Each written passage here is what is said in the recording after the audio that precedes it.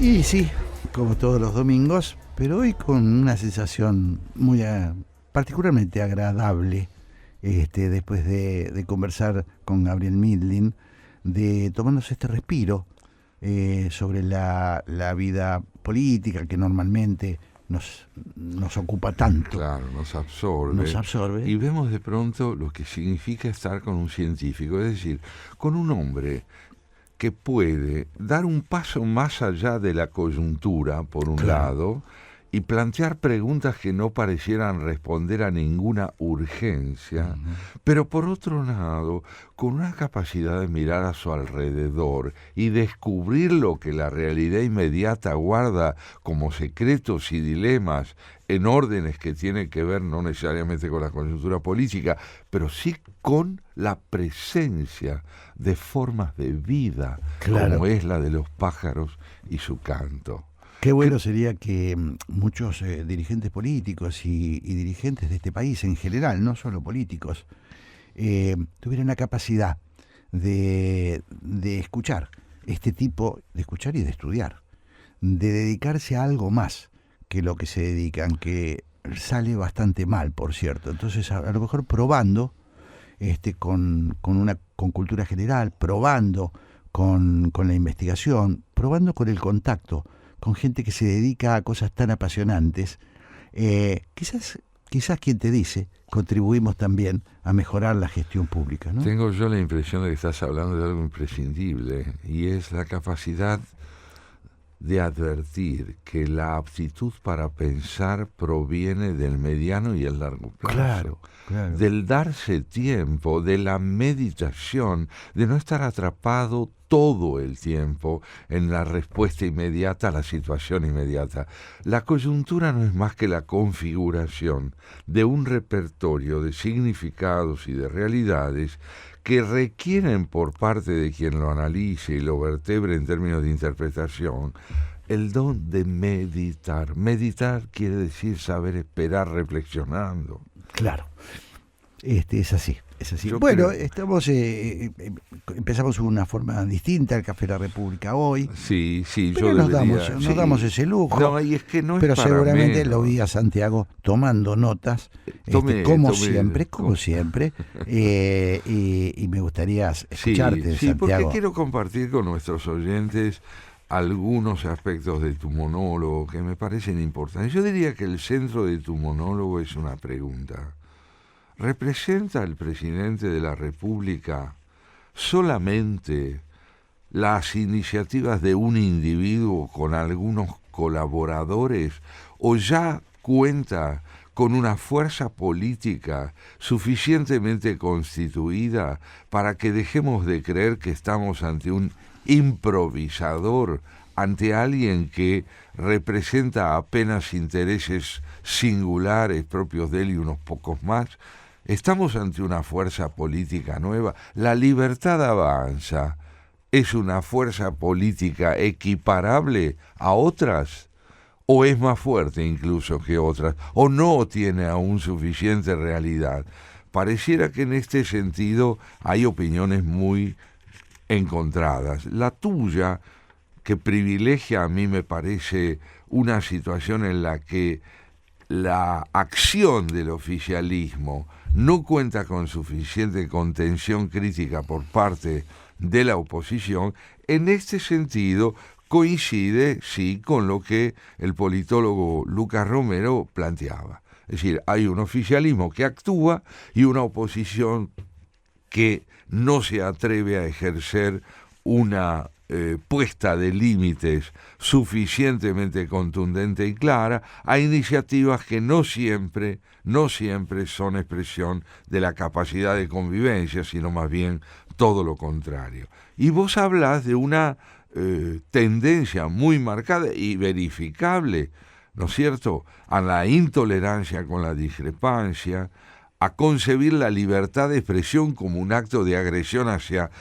la consistencia de nuestro sistema democrático, a tratar de ver en el consenso social un imperativo obligatorio que no admite matices de discrepancia, y a tratar de concebir desde su posición de fuerza como alguien que ejerce, en el caso del presidente, los atributos propios de su investidura, de concebir a los partidos políticos que no se inscriben en el campo de sus propios intereses como enemigos del sistema. Estas inquietudes te llevan en suma en esta meditación que hiciste, y si yo bien la entendí, a preguntarte si estamos ante alguien que sigue siendo un outsider o estamos ante alguien que lidera ya una fuerza política lo suficientemente consolidada como para poder ponerle un freno a la palabra opositora, a la palabra alternativa necesaria en un sistema republicano. Sí, creo que lo sintetizás muy bien. La inquietud, y la sostengo, es si no estamos con una caracterización anticuada.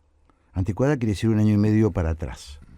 Tiene una antigüedad de 1 año y medio para atrás. Me pregunto en qué medida no nos quedamos con aquella foto inicial muy cierta. Un presidente marginal, surgido no de las estructuras tradicionales, sin diputados, sin senadores, bueno, en fin, tenía que hacer malabarismos. Y se justificaba, sobre todo en la oposición colaborativa, en aquella oposición sensata, responsable, se justificaba, se explicaba una actitud sumamente responsable y cuidadosa. Creo que hacía falta. Me pregunto, 1 año y medio ya de gobierno, si esa caracterización sirve. Yo no la tengo que hacer porque yo no me dedico a la política. La pregunta es importante porque quiere decir, porque de alguna manera, Santiago, te lo pregunto, lo pongo para charlar, ¿cómo tratás al poder? ¿Lo tratamos como frágil, como un poder que está tratando, o tenemos en cuenta este nuevo rasgo que prácticamente se está absorbiendo buena parte de los partidos políticos de centro que existían, se lo está llevando, que tiene una CIDE que produce, que tiene un presupuesto fenomenal y un plan estratégico para espiar gente? Bueno, en fin, son preguntas. Claro, son preguntas que revelan una inquietud, me parece muy justificada, y es saber, lo digo en primera instancia de un modo casi abstracto, ¿ante quién estamos? Claro. ¿Estamos ante el hombre que ganó las elecciones o estamos ante el hombre que está ganando el protagonismo total en el campo de la política argentina? Vos hablabas en tu monólogo, a mí no me gusta, ¿sabes? Mucho llamar un monólogo. No, pues monólogo que es un hombre que habla solo. Yo prefiero hablar de un hombre que habla con una editorial. Hablabas en tu exposición inicial de una nueva teología vanguardista. Me gustaría que desarrolles un poco ese concepto, porque era un atributo o una característica que creías reconocer en el proceder del partido gobernante y del presidente en particular. Pero hubo esta semana una luz de alerta. No es una conclusión mía, sino que uno de los principales propagandistas del gobierno, amigo del presidente, colaborador del presidente, que firma como Gordodán en las redes sociales, salió a reivindicar una tira con alto contenido ideológico, político, que se iba a contratar para pasar por el canal infantil Paca Paca, y que es una tira donde los libertarios o los liberales libertarios combaten denodadamente contra un mal llamado Marx. Bueno, digamos, ya de por sí, esto que es una discusión que tuvimos durante toda la gestión kirchnerista, cómo utilizar los medios públicos para adoctrinar, cómo no debería hacerse, muy bien, pongamos que ponemos a discutir eso. Pero lo que más me sorprendió es que el gordo Dan dice, no, esto no es ideológico, esta es la verdad. Ideológico es lo otro. Lo que nosotros decimos es la verdad, entonces no es hacer propaganda porque estamos hablando de la verdad. Si esta es la verdad, quiere decir que estamos frente de nuevo a un intento de un sector, por lo menos un sector, debo insistir, se trata de uno de los colaboradores más estrechos del presidente, que está convencido que encarna la verdad. Sí. Yo no sé si lo llamaría teología. En todo caso, dogmatismo, con toda seguridad. Sí hay una tendencia a la sacralización del discurso propio y a concebirlo como una verdad revelada, o por lo menos tan fundamentada como pareciera serlo en oposición a aquella que no tiene ninguna consistencia como verdad. Pero las razones por las cuales se produce una polarización brutal entre un discurso dogmático que dice tener la verdad y desde ese mismo dogmatismo concibe a lo que no sea su propio discurso como falso, nos lleva a estar ante una posición de intransigencia que sí es sumamente inquietante. Claro. Es inquietante porque liquida el sistema de debate republicano y democrático, que es aquel en el cual yo estoy dispuesto a escucharte, pero no necesariamente mi interés en hacerlo proviene de mi voluntad de sumisión. Claro, ahora, si uno encarna la verdad, el otro encarna la mentira. Así, fatalmente. No tengo... No hay duda. Digo, no estoy tratando de no... Estamos tratando de entender... De entender qué quieren decir, ¿no? Porque estuvimos, insisto, 20 años combatiendo esto en el kirchnerismo. Así es. Que en ese sentido planteaba una especie de ideología superior. No hay duda. O sea, el mundo va para allá. Bueno, esto no es nuevo, el mundo va para allá. Nosotros representamos ese mundo que va para allá. Y los que no coinciden con nosotros son el pasado. Son retrógrados. Retrógrados. Reaccionarios. Eso es. Bueno, muy bien. Me pregunto, y vuelvo a ser, soy prudente, siempre trato de ser prudente. Me pregunto si esto se está iniciando una nueva etapa que viene por ahora medio atolondrada, viene por redes sociales, que hasta ahora no sabemos cuándo es chiste, cuándo es verdad, Santiago. Así es. Bueno, pero y sí. Acordate que ellos hablan de batalla cultural. Ellos han tomado de Gramsci el concepto de batalla cultural. Era de izquierda Gramsci, ¿no? Bueno, te digo por lo que se sostiene con respecto al creíamos que era dirigente del Partido Comunista Italiano, creíamos que estuvo preso por el fascismo, bueno, en fin, pero ellos inteligentemente, estoy hablando ahora de la gente más inteligente, toma estos conceptos de Gramsci, dice tenemos que desarrollar la batalla cultural, por lo tanto conquistar la conciencia de la sociedad. Es decir, homologar la verdad a nuestro pensamiento. Exactamente. Ahora vos sabés que en torno a este tema de la verdad hay, como muy bien lo sabemos y nuestros oyentes lo comparten, creo yo, muchas posiciones. La ciencia de vanguardia, la ciencia contemporánea, la física de hoy, en torno al significado de la verdad, ha desarrollado una serie de hipótesis que a mí me llevaron a invitar hoy a nuestro diálogo a uno de los, yo te diría, más grandes pensadores de la física contemporánea, Werner Heisenberg, de cuya teoría, ¿no es cierto?, sobre la mecánica cuántica se cumplen este año 100 años de su enunciación.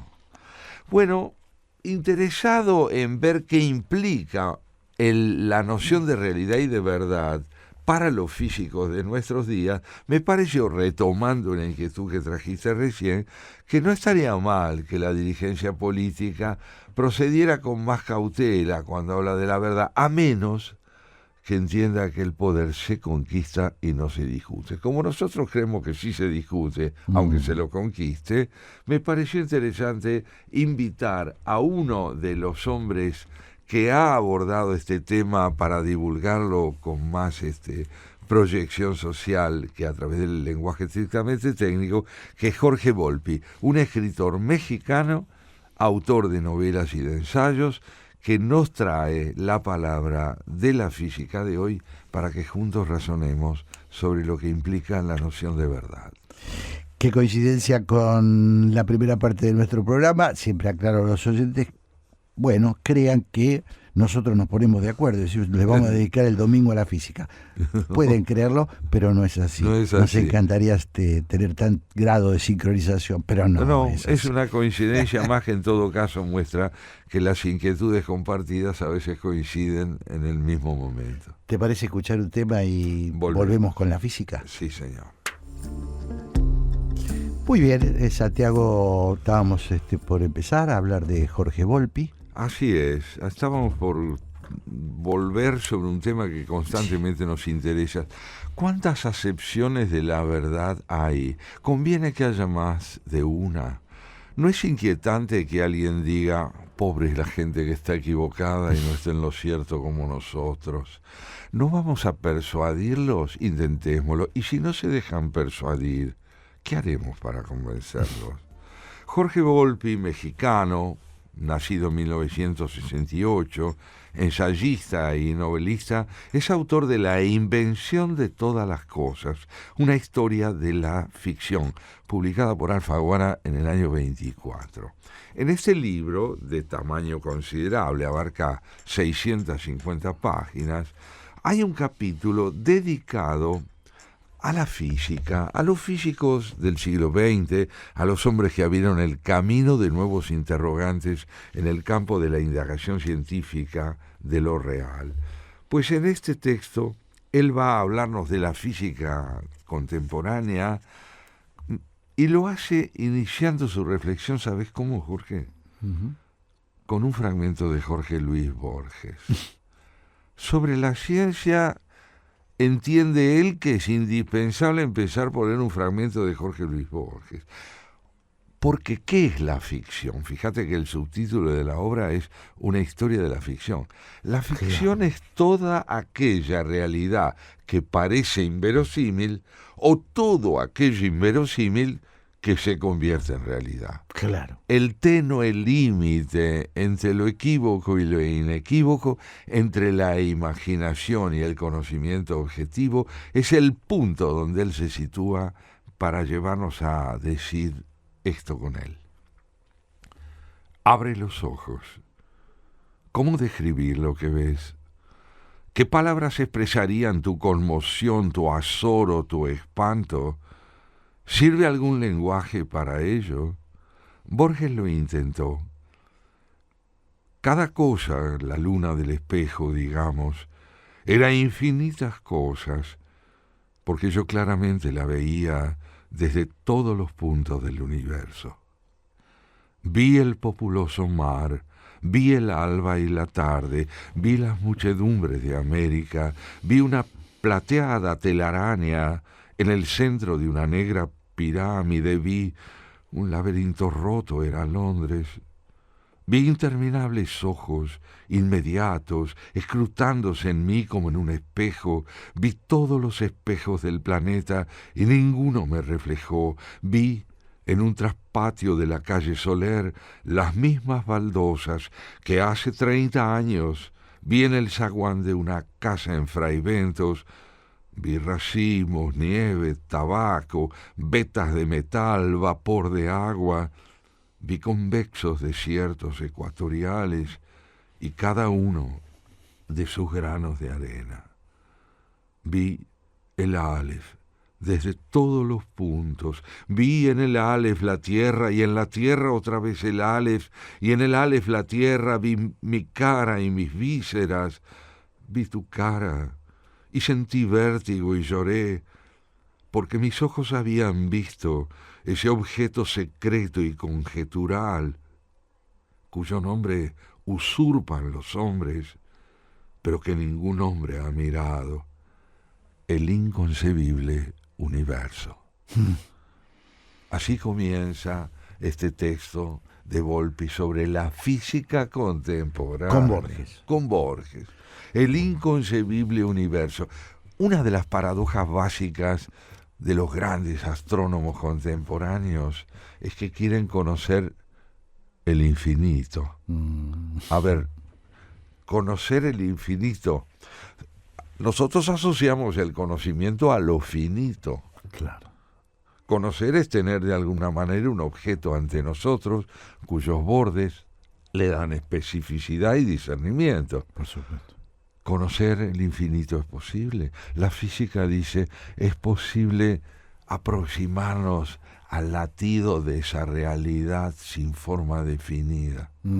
Es posible, y fíjate vos cómo lo plantea.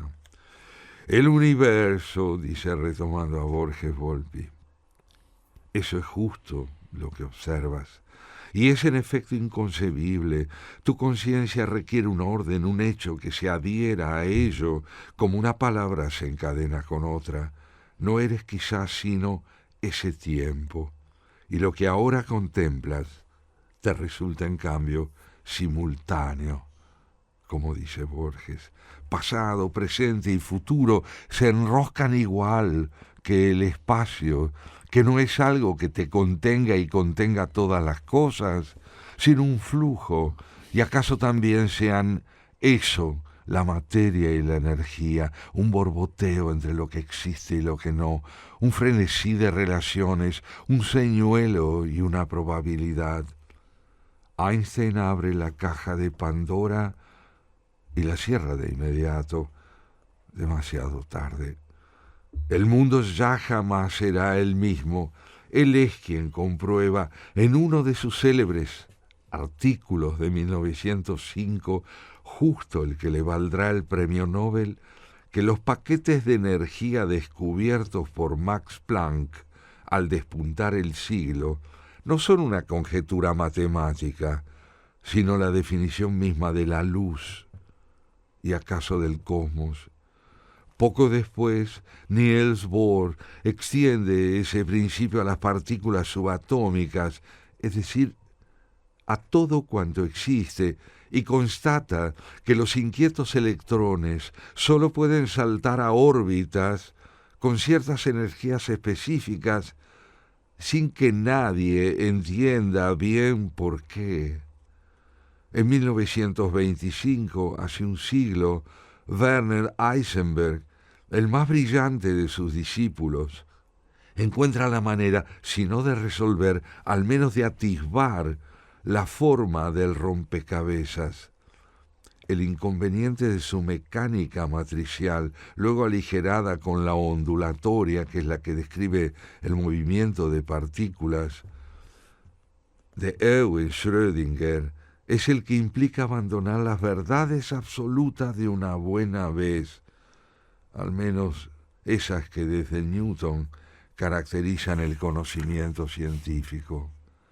Si uno sigue al pie de la letra sus ideas, los electrones solo existen si alguien los mira o si interactúan con algo que nosotros podamos medir. En cuanto lo intentamos, nuestra mirada los altera y nos impide fijar al mismo tiempo su momento, el efecto de la combinación de su masa y su velocidad. A partir de entonces, ya solo podremos calcular dónde se esconden de forma probabilística. ¿Existe el electrón cuando nadie lo ve? Cuando lo veo, allí está. Y si dejo de verlo, y si la forma que toma cuando lo veo no es la forma que tiene cuando lo ignoro, mientras no lo espías, no solo no está en un lugar preciso, existe pero no está en ningún lugar. ¿Qué quiero decir con todo esto que les traigo a nuestros oyentes y a nosotros mismos, Jorge? La física contemporánea ha salido del territorio de la homologación del conocimiento a la certeza. Ha entrado en el territorio de la conjetura. Su objeto no es lo inequívoco, es lo posible y aún lo imposible. Claro. La simultaneidad de espacio y tiempo. La posibilidad de que lo real sea discernido en determinado marco y en otro no lo sea, pero que eso no implique que lo real deja de existir porque no alcanzo a discernirlo, va a llevarnos a una ética, la ética de la prudencia, que permite entender que lo que la física contemporánea hoy nos revela es la posibilidad de comprender que avanzar en el conocimiento es liberar a lo real de inequivocidad para poder entrar en un orden donde los múltiples rostros de las cosas son compatibles con el conocimiento de la ciencia. O sea, el conocimiento absoluto no existe, no existirá jamás. Así, o en el pasado fue imprescindible, hoy ya no lo es, porque la ciencia desmiente el asidero a lo inequívoco. Claro. No hay manera. A esta descarada irrupción del azar en el centro de la física, continúa Volpi, Heisenberg la denominó principio de indeterminación, que conocemos mejor con el nombre que también caracteriza a la época que lo vio nacer, principio de incertidumbre. Claro. Fíjate la paradoja, uno habla de un principio y dice, bueno, estamos ante algo inequívoco, de incertidumbre. ¿Cuáles son las enseñanzas que en el orden político, educativo, dialogal, nos deja un principio de incertidumbre? ¿Cuántas son? Porque son fundamentales en la medida que vienen a decirnos, ¿es posible conocer? Sí, conocer es posible, pero orquestalmente, oyendo todos los instrumentos que integran una verdad, puede usted advertir de dónde proviene, a qué aspira y si está abierta a su propia disolución. ¿Siembra de escepticismo? De ninguna manera. Claro. Reconquista de lo real como complejidad, ética de la prudencia en el orden del saber y disposición a escuchar al otro, que acaso con su palabra contribuya a devolverle complejidad a lo que digo cuando pretendo saberlo todo. Claro, cuando pretendes cerrar el conocimiento. Esta es la verdad, ¿no? Ahí está. Para Einstein, que ya bastante había trastocado el tiempo y el espacio, la propuesta de Heisenberg fue demasiado. Todo el mundo repite la frase que, inquieto e indignado, le espetó en una carta a su amigo Max Born. La mecánica cuántica es realmente imponente, pero una voz interior me dice, escribe Einstein, que no es buena. La teoría dice mucho, pero no nos aproxima realmente al secreto del viejo. El viejo es Dios para él. Él no juega los dados, dice Einstein en una frase memorable. Es decir, no hay arbitrariedad. El viejo era el nombre cariñoso que Einstein le daba a Dios, con el cual se refería, al igual que Spinoza, al inconcebible universo. Durante los siguientes años, Niels Bohr y su pandilla fijan los términos de la interpretación de Copenhague, el puntal de toda la física posterior, para gran disgusto de Einstein, quien se empeña en creer que lo real no requiere de testigos y que Dios no equivale a ninguna forma de la ambigüedad. Me parece a mí que la lectura de páginas como esta permiten sacar al menos una conclusión provisional muy saludable. La distancia que muchas veces creemos, como podíamos presumir cuando estábamos con nuestro estudioso del canto de los pájaros, sí, que puede haber entre su investigación y la realidad, no es tal. No es tal. Hay una sola realidad. La podemos abordar desde el egoísmo del dogma o desde la disposición al pluralismo. Y allí veremos que la palabra de un físico y la de un demócrata pueden coincidir. Claro. Esto me deja pensando, por supuesto, como siempre, ¿no?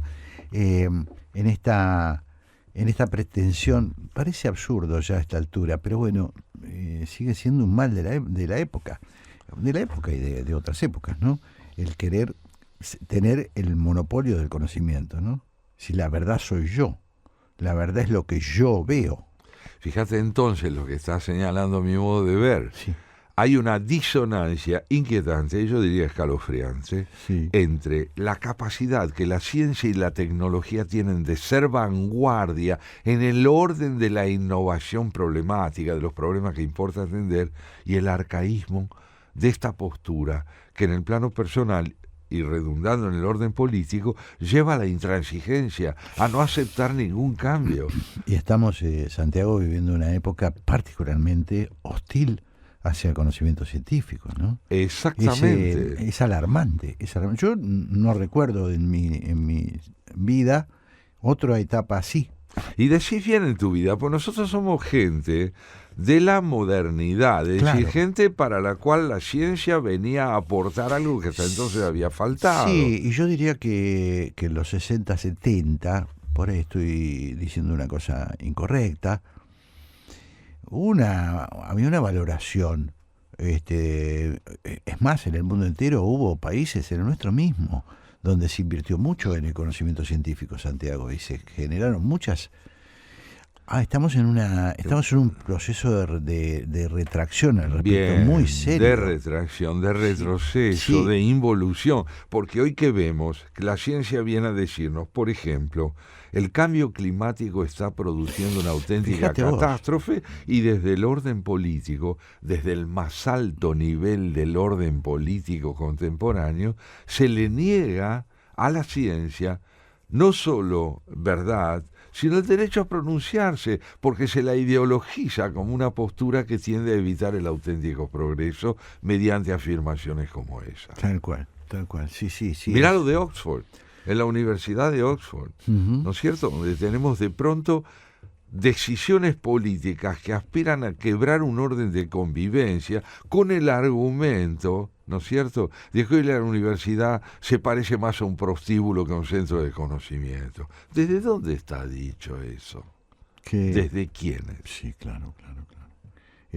Sí, es realmente, diría que es por momentos inexplicable, ¿no? Por momentos inexplicable esta irrupción de la ignorancia en el mundo, ¿no? Sí, es doloroso porque nos desconcierta a quienes ingenuamente podemos llegar a creer que el progreso es lineal, es decir, que vamos avanzando de igual modo en todos los órdenes. Un tiempo lo creímos, me parece. Y creo que sí, en el orden ideológico eso fue fatal. Sí.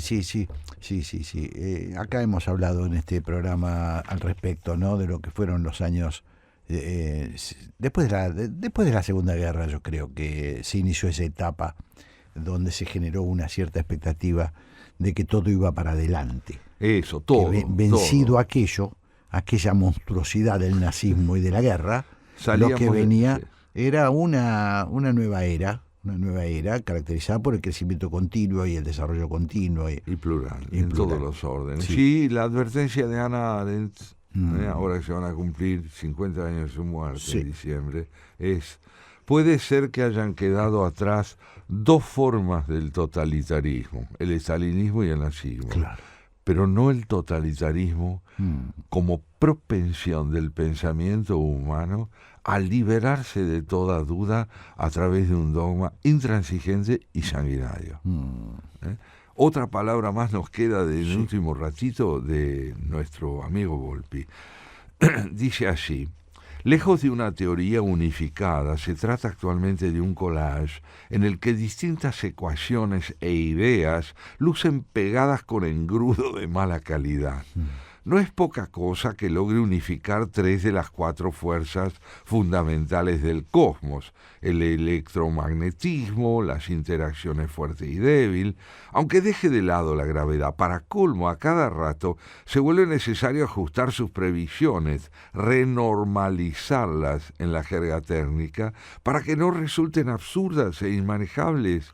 Y eso sin tomar en cuenta que hasta ahora no han logrado incorporar a su modelo ni esa cosa incognoscible que llamamos materia oscura, algo que no interactúa con los campos electromagnéticos, ni su contraparte, la energía oscura, de la cual dependería la expansión del universo. Y acá me detengo, te miro perplejo, si nuestros oyentes pudieran vernos, y digo, ¿qué dije? La expansión del universo. Claro. ¿Quiere decir que el universo está contenido en algo dentro de lo cual se extiende? No. ¿Y qué quiere decir? No lo sabemos. Pero el universo se expande. El universo crece, y como no vale la palabra dentro para caracterizar ese movimiento, habrá que buscar un concepto que nos permita entender que el universo está contenido de algún modo en algo a lo que no podemos llamar un espacio. Estos son descubrimientos de la física, perplejidades aleccionadoras en el campo de la ética y de la política. Muy interesante. Muy necesarias, Sí, muy sí, necesarias. totalmente. No Totalmente. hay una gran teoría unificada del todo, porque no hay todo. Claro. No hay todo. Claro. Y en el orden político es importante recordar que no hay todo. Porque si hay todo y yo lo domino, lo que no quepa en mi aprehensión del todo está de más. La invención de todas las cosas, ¿verdad? La invención de todas las cosas de Jorge Volpi. Jorge Volpi, editado por Alfaguara. Bueno, Santiago, nos vamos a un pequeño corte y ya nos encontramos con la señora Graciela Fernández Mejía, si te parece. Así es, y con Pablo.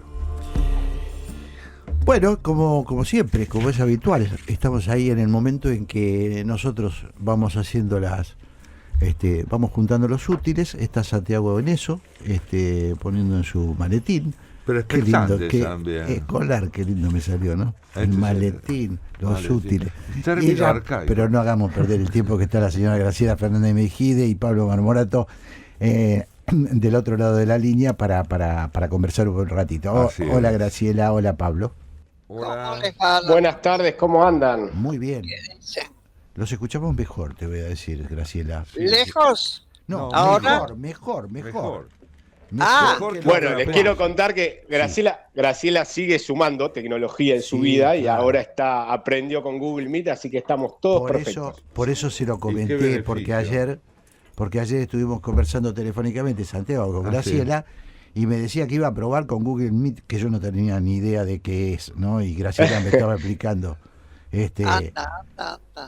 Vos sabés, Graciela, y si yo querría iniciar este ratito de conversación con ustedes, retomando una idea que Jorge planteó en su editorial, en su reflexión inicial. Él se preguntaba si el mileísmo sigue siendo una fuerza política concentrada en unas pocas personas y en un liderazgo enérgico, o ya se está convirtiendo en mucho más que eso, en una verdadera organización política capaz de competir con otras de la oposición, aun cuando ellas estén debilitadas. En suma, estamos ante el personaje singular, inesperado de las elecciones del 23, o ya estamos ante alguien que lidera un cuerpo político mucho más constituido. Mira, para mí es más que obvio que las elecciones en la ciudad de Buenos Aires nos demostraron que, por las razones que sean, la Libertad Avanza sacó más votos que, por ejemplo, el kirchnerismo. Sí. Se esperaba que saliera porque el candidato Santoro era muy buen candidato y también lo era la candidata del macrismo, los Penatos. Sin embargo, ganó la Libertad Avanza. Ahora, si yo me guío por eso, y tomando como ejemplo mi propia experiencia del Frente Grande, yo diría, es un partido que está creciendo, evidentemente.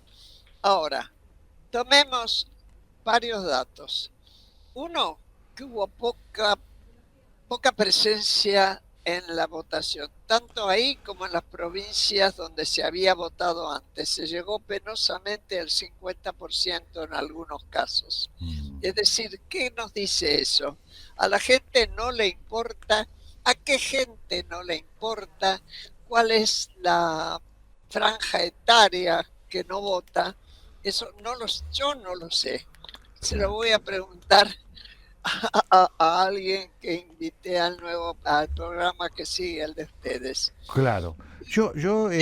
Sí, perdón, Graciela. No, y te agregaría una sola cosa para no cortar tu pregunta. Milei es astuto. Sí.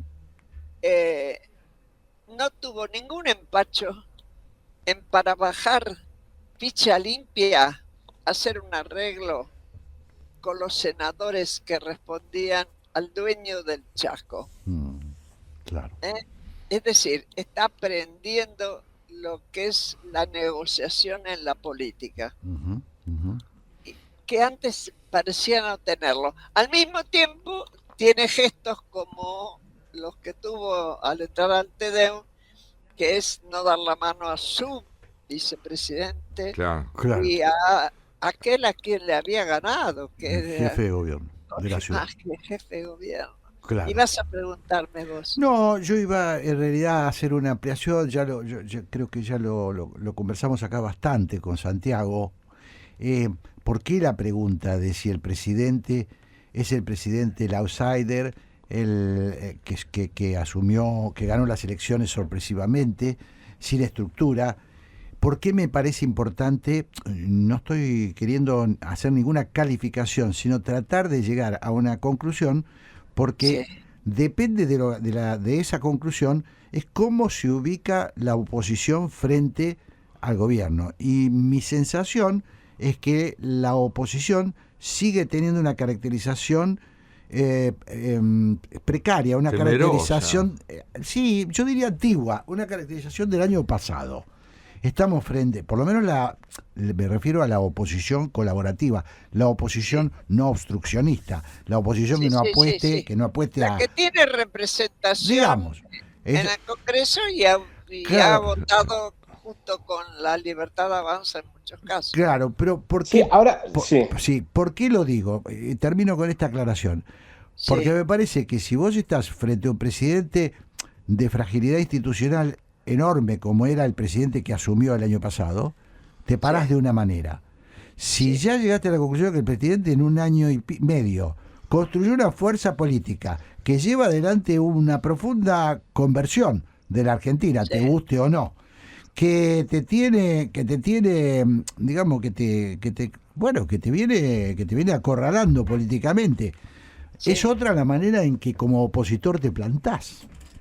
Sí, depende de que yo Sí. tengo la impresión, por llamadas que he recibido y cosas que he leído, de que, por ejemplo, la Unión Cívica Radical Sí, está muy baja, Sí.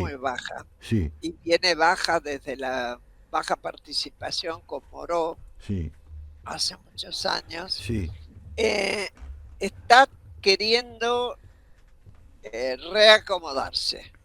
No hay que olvidarse que algunas gobernaciones son suyas, algunas intendencias son suyas, claro, y eso pesa en la política, claro, claro.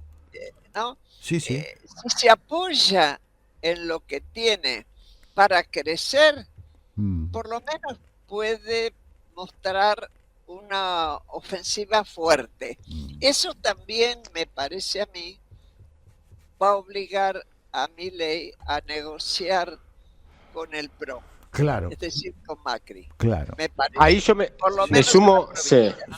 me Sí, sumo Pablo. con lo siguiente.